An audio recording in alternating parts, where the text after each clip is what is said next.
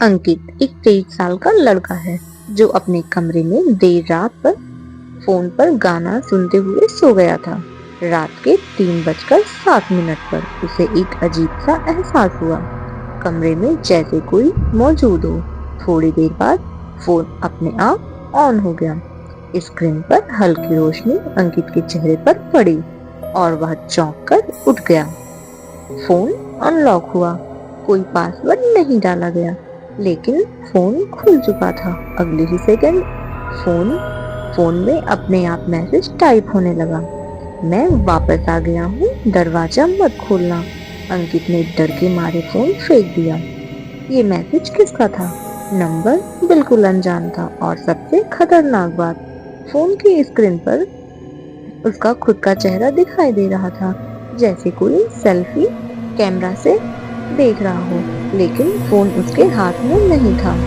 अचानक कमरे की दीवार पर धीमी धीमी ठक ठक होने लगी, जैसे कोई धीरे धीरे बाहर से अंदर आने की कोशिश कर रहा हो।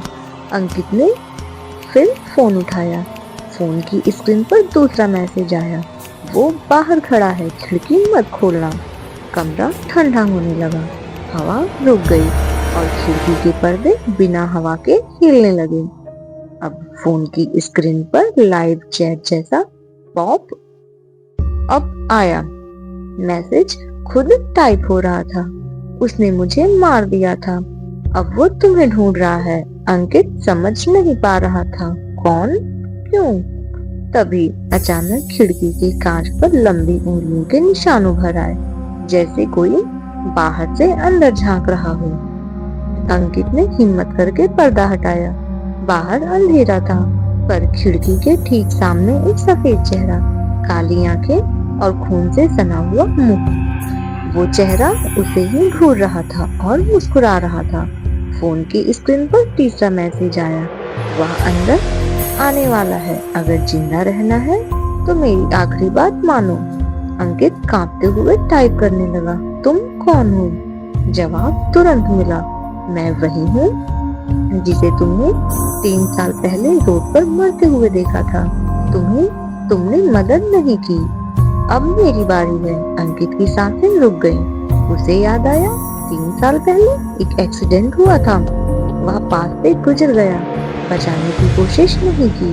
उसी आदमी की आत्मा थी ये। अचानक ठक, दरवाजा अपने आप खुल गया, अंधेरा फैल गया। कमरे के अंदर एक लंबी काली परछाई धीरे धीरे घुस रही थी। अंकित ने डर के मारे फोन उठाया।